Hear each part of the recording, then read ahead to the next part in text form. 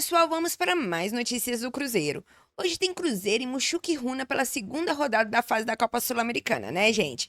Vamos conferir juntos 3 cortes bem legais que eu trouxe para vocês, um da ESPN Brasil, outro do Jogo Aberto e um do Globo Esporte, trazendo atualizações sobre a escalação do Cruzeiro e falando da volta de um reforço para essa partida. Vamos conferir tudo isso aqui agora, mas antes já peço que você que gosta dos cortes do Cruzeiro, já deixe seu like, se inscreva no canal e já deixe nos comentários qual o seu placar para Cruzeiro e Muxuque Runa. Sem mais delongas, bora para mais um vídeo, gente!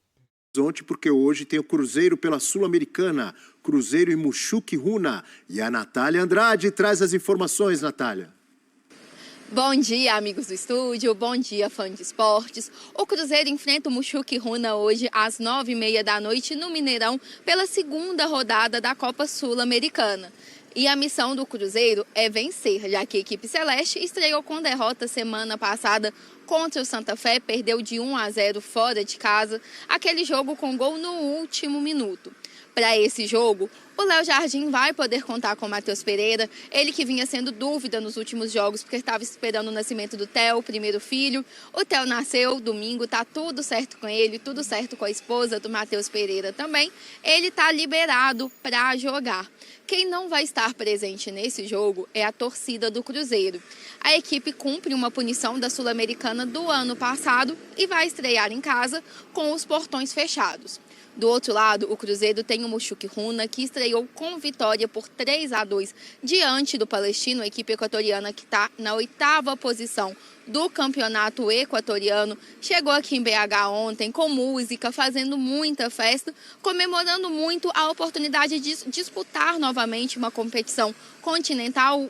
O Muxuque Runa, que já disputou a Sul-Americana 2 vezes e nas 2 vezes foi eliminado na fase de grupos. Dessa vez estreou com vitória e, se vencer o Cruzeiro, abre vantagem de 6 pontos diante da equipe celeste e complica a vida do time mineiro, que precisa vencer para evitar os playoffs do segundo colocado. O segundo colocado da Sul-Americana passa por playoffs para saber quem vai para a próxima fase da competição. A ideia do Cruzeiro é se classificar em primeiro lugar. Lembrando, jogo hoje às 9h30 no Mineirão, sem a presença de público, mas o fã de esportes vai poder acompanhar tudo aqui na tela da ESPN. É com vocês no estúdio. Obrigado, Natália Andrade, lá de Belo Horizonte, trazendo as informações do cabuloso Cruzeirão. Precisa jogar mais bola, senão daqui a pouco, do jeito que a gente conhece o Brasil, vão falar que tem que trocar o treinador também, que o Leonardo Jardim não serve. Ou vocês não conhecem o futebol brasileiro? Se não fizer milagre, o trabalho não der certo rapidinho, o técnico não serve. Só o resto não, hein? O resto não, mas é o que todo mundo pensa no Brasil. É que o Pedrinho anda falando aí. Então, mas o resto tá tudo certo. Tem que trocar o técnico. No Brasil é assim. E quantas vezes o Cruzeiro já trocou de técnico? Tá reclamando de jogador. No caso do Cruzeiro, dirigente. Jogador que ele contratou. Acho que não foi bom negócio e tal. Tá reclamando de tudo. Ele tá num momento aí de tristeza, o Pedrinho. O futebol é assim, né? Não é fácil, não. No Brasil é assim. Só botar dinheiro, não. tem que ir pro divã. Entrosamento não se compra no supermercado. Vocês duvidam que daqui a pouco vão falar que a culpa é do técnico. Caso vender, seria caríssimo. Provável Cruzeiro para enfrentar o Muxuque Runa.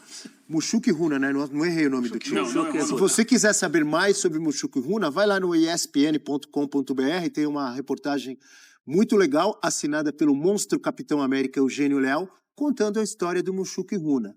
Provável uma Cruzeiro. História linda, hein, Abel? Vale a pena conhecer. Daqui a pouco você vai dar um teaser, uma chamadinha. Leonardo Jardim no comando, Cássio, William, Fabrício Bruno, Jonathan Jesus.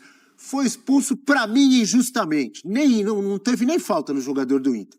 Kaique, Matheus Henrique, Romero, Wanderson, Dudu, Caio Jorge e Gabigol. Romero ou Wallace, parece o dia da marmota isso aí, né? Isso é uma dúvida de quanto tempo? Eterno. Que fase, hein? E aí, professor, Cruzeirão cabuloso. Tem que jogar bola, jogar mais. A estreia foi decepcionante. E eu não gostei da coletiva do Jardim, onde ele limitou ao azar de ter perdido um lance no último minuto. Quem viu o jogo sabe que o Cruzeiro não rendeu absolutamente nada contra um adversário inferior a ele. Muxuque Tá falando Runa. do jogo da Libertadores. Do União. União. Desculpa, É, da Sul-Americana. Contra o União. Semana passada. Aquele golzinho no fim. E não foi só isso, né? Não. Quem viu o jogo sabe que o Cruzeiro não produziu, que vem sendo o grande problema desse time, produzir como uma equipe. O Jardim ainda não conseguiu fazer isso, como outros não conseguiram. Espero que ele tenha mais tempo que os outros tiveram. Pois é, e a gente olha para esse grupo do Cruzeiro e a Nath relembra, né?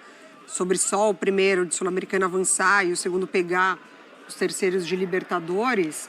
Nessa ideia do Palestino, que poderia, de fato, ser o time a incomodar, ele já perde para o Chuquiruna, o próximo adversário do Cruzeiro. Então, talvez a briga ali ela seja muito mais acirrada do que o Cruzeiro pensou no momento do sorteio ali, porque o Palestino já perdeu para um time que poderia não ser colocado ali como os favoritos. O Cruzeiro já tem que desempenhar hoje, porque perdeu também para um segundo time que não era colocado como favoritos. Então, agora se enfrentam o União contra o Palestino. Já não é garantia do Palestino vencer. Tá tudo bem embolado para um Cruzeiro que não está desempenhando. E só não me venha com essa história de que o Muxuque Runa jogou com todo mundo atrás, porque isso daí é mais velho que a Serra de Santos. Todo mundo está sabendo que vai ser assim. Então tem que arrumar solução.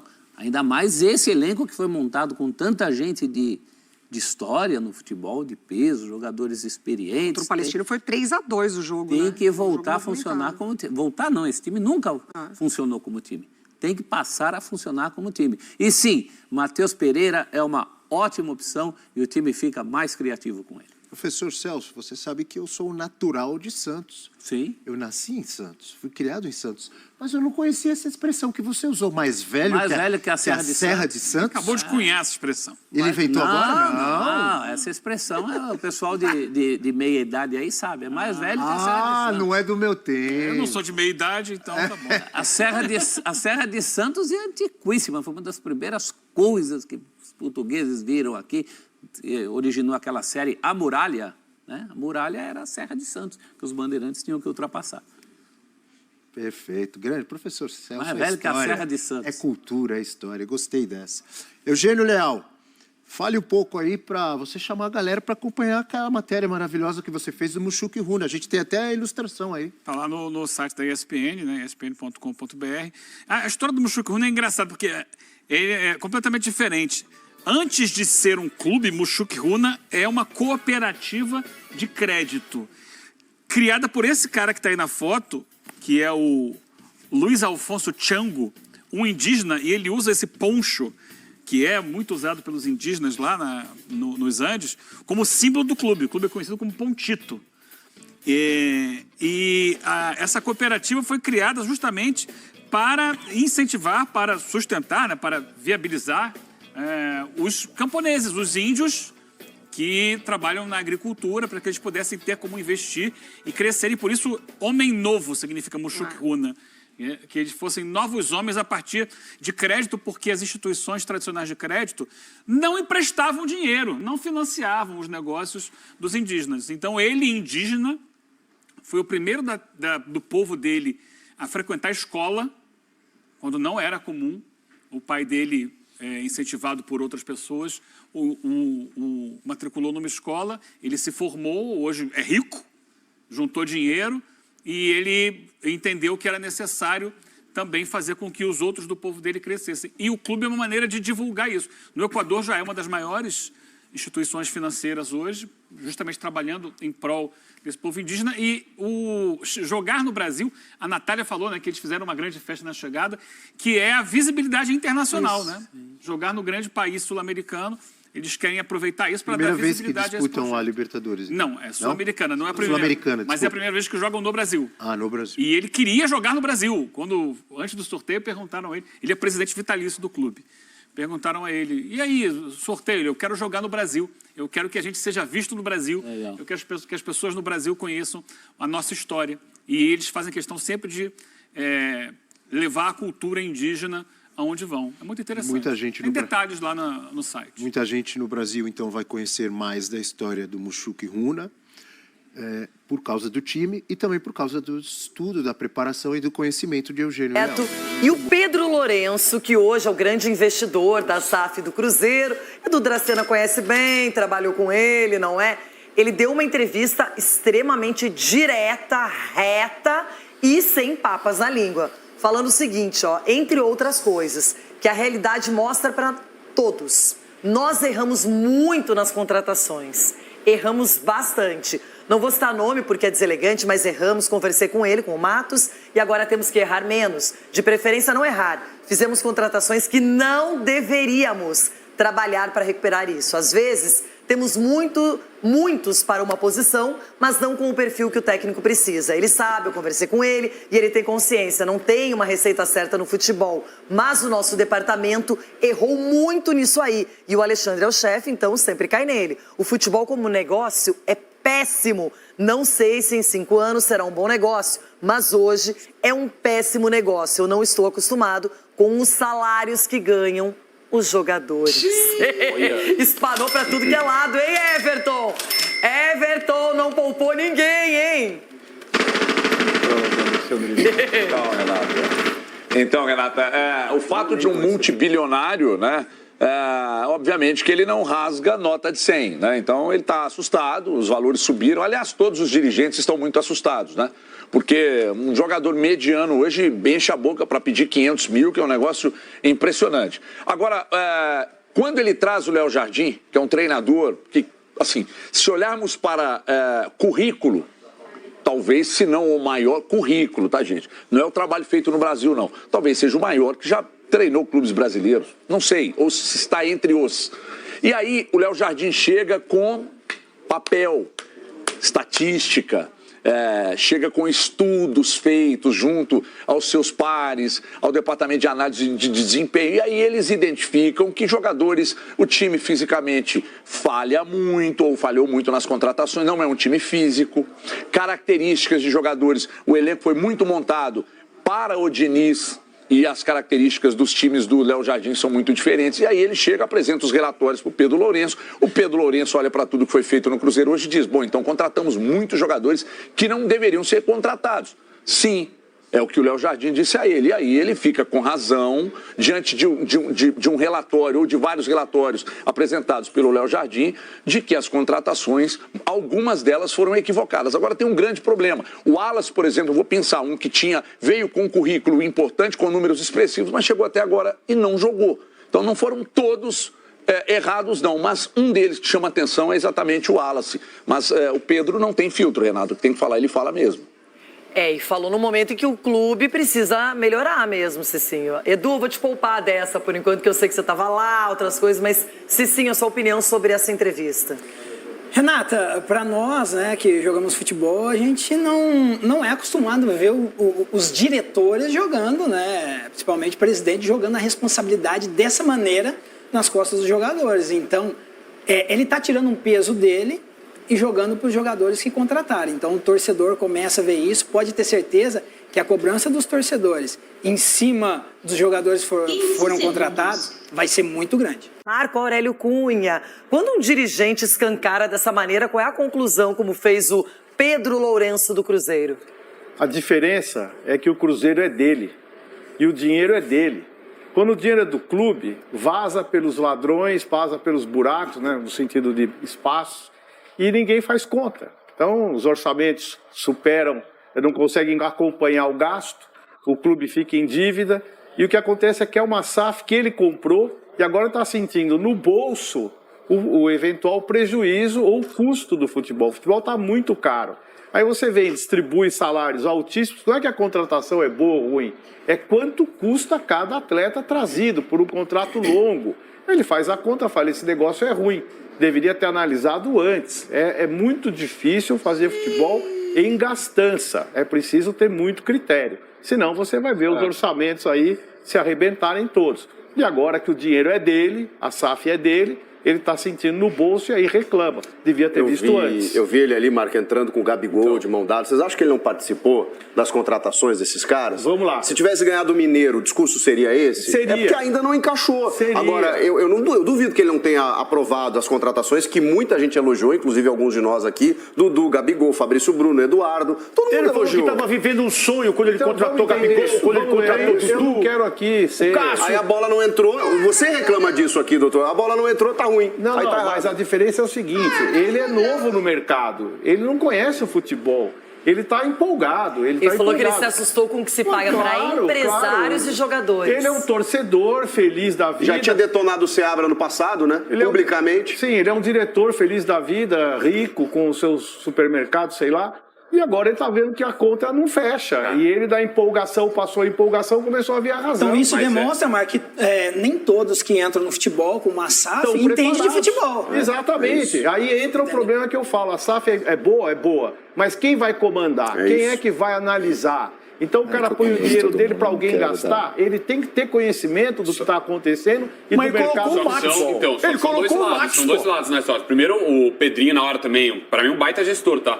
Mas na hora de entrar com os jogadores, ele tava lá. De mão dada com o Gabigol, de mão dada com o Dudu. Claro, empolgação. Só que os jogadores também contratados, com salários milionários, é jogar bola. Porque no futebol não há receita de sucesso garantida. Nenhum time pode garantir que será campeão. Pode ser o melhor, um elenco mais incrível, mas não necessariamente vai ganhar. Não, mas a cobrança é uma coisa. Ele disse que não deu certo. Ele disse que contratamos errado. Não, peraí. A contratação não foi errada. É que ela ainda não se verificou. Não sei, viu? Ué, que não aconteceu ainda. O Cruzeiro não encaixou. Precisa ver quantos jogadores foram contratados, porque não está falando só das estrelas, está falando do elenco todo. E eu costumo dizer muito, o caro não é o Gabigol, que obviamente é caro. O caro é o reserva. Sabe o que está acontecendo, doutor? Ele está indo no mercado dele lá e os caras estão falando assim, o ovo tá caro. Ele fala, caro tá os jogadores que eu contratei lá. A picanha tá cara, é Pedrinho. Não, caro tá o Gabigol. Ele deve estar nesse dinheiro. Assim, bem resumidamente. O Everton falou o negócio certo, né? Os salários altos. Então, o que eu falo, o salário do titular... É caro, é caro. O do reserva é muito caro, porque o cara ganha 1 milhão, o reserva ganha 500, né? E fica no banco. E fica sentadinho ali sem responsabilidade. Então, o caro é o reserva, que vocês fazem contratos para reserva pautado no valor do titular. Ninguém aguenta esse salário. Edu, só para finalizar esse assunto, você acha que o Cruzeiro ainda vai dar certo, que essa SAF ainda vai encaixar ou tá difícil? Não, eu acredito que vai encaixar, Renata. É claro que ainda ele está entendendo, né? O Pedro Lourenço é um cara espetacular. Ele é espontâneo realmente. É claro que você, quando fala aquelas coisas que você quer falar espontaneamente, acaba saindo coisas que não deveriam, né? Principalmente na imprensa. Eu convivi com ele lá durante 7 meses, é um cara espetacular, né? Tanto ele como o Júnior, o filho dele, que está sempre acompanhando o futebol do Cruzeiro, né? Eu vejo assim, tem que dar o tempo. Eu acho que o treinador chegou agora, de repente alguns jogadores não é do estilo que o treinador gosta, mas já está ali. Então o treinador também tem que fazer esses jogadores jogarem da maneira como ele quer. Tem que se adaptar ao elenco também. Não, mas não vai dar liga, não. Agora, eu ainda acredito. Cara, você vê um Gabigol, porque você vê um Gabigol vaidoso, tendo que colocar os caras pra correr pra ele, porque no Flamengo era assim. E ali no Cruzeiro ninguém vai correr pra Gabigol, meu irmão. Não, mas então entra a questão da vaidade, não vai dar liga, isso. Palpites.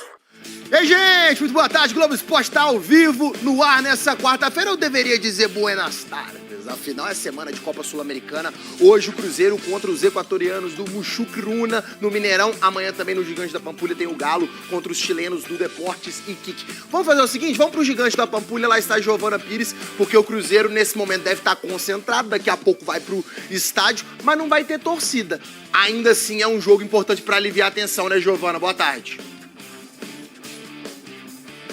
Ei, Maurício, muito boa tarde para você, para todo mundo que acompanha a gente aqui no Globo Esporte. Cruzeiro vindo aí de 2 derrotas consecutivas, Brasileirão e Sul-Americana, agora busca a primeira vitória da temporada na competição continental. Só que, como você destacou, a partida de hoje não tem presença de público. Cruzeiro vai cumprir uma suspensão da Conmebol por conta de uma partida no ano passado contra o Lanús, que acabou, torcedores usaram os sinalizadores, acabou atrapalhando a visibilidade no jogo. Cruzeiro punido, portões fechados para essa partida. Sobre o time, o técnico Leonardo Jardim Jardim tem um retorno do Matheus Pereira, mas ele não deve voltar para a equipe titular.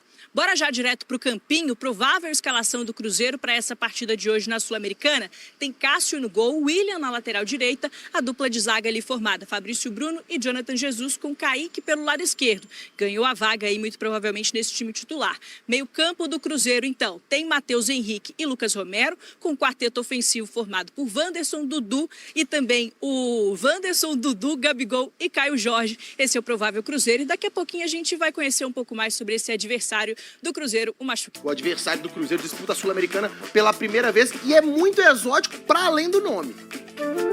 O nome é curioso e difícil de falar.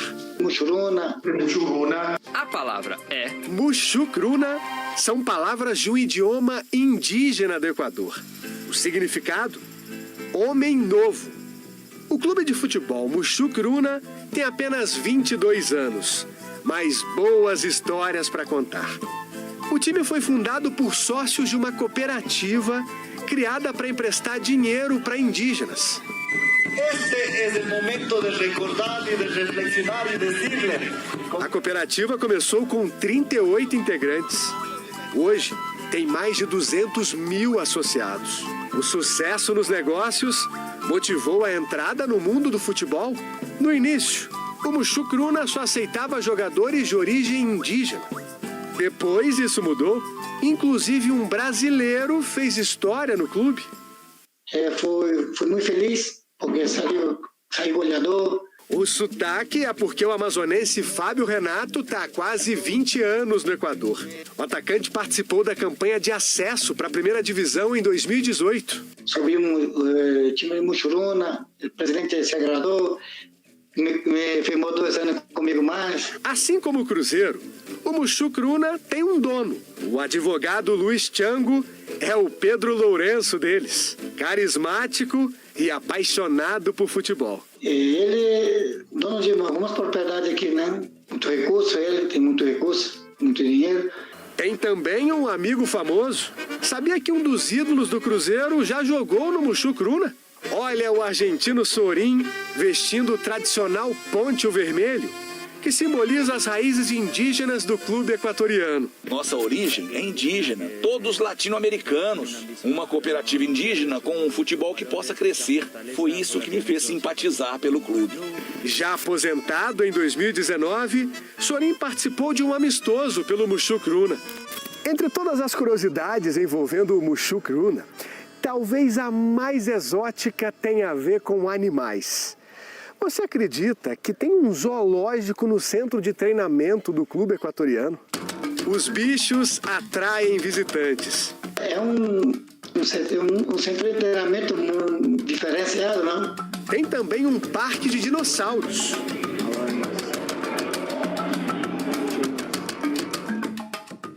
O complexo esportivo onde treinam os jogadores do Muxucruna é um destino turístico. Nas férias, o complexo recebe entre 80 e 100 mil pessoas. O local tem 300 mil metros quadrados. Para se ter uma ideia, é 3 vezes maior que a Toca da Raposa 2, o centro de treinamento do Cruzeiro. Apesar de toda essa estrutura, o Muxucruna não é considerado um time grande. É um time que costuma jogar para 3 mil, 4 mil pessoas. É o 8º colocado no campeonato equatoriano. A delegação chegou ontem à tarde a Belo Horizonte. Foi a 2ª viagem internacional na história do clube. Chegando com tudo. Eles estão empolgados para enfrentar um bicampeão da América pela primeira vez. Um partido importante. É uma partida muito importante para o clube. Chegamos contentes. O único time indígena a chegar à primeira divisão do Equador vai debutar hoje no país do futebol mais vitorioso do mundo. É isso aí, pessoal. O Cruzeiro encerrou a preparação para enfrentar o Muxucruna do Equador pela 2ª rodada da fase do grupo da Conmebol da Sul-Americana. Matheus Pereira treinou e estará à disposição para o jogo dessa quarta-feira às 21h30 no Mineirão. Quem também volta à disposição são os volantes o Wallace e o Christian, que desfalcaram a equipe diante do Internacional em função de desgaste muscular. O Wallace briga por posição com o Lucas Romero e Christian é a opção para decorrer da partida. O Cruzeiro vem em 2 derrotas seguidas e a equipe do técnico Leonardo Jardim perdeu para a Internacional no último domingo pela 2ª rodada do Campeonato Brasileiro.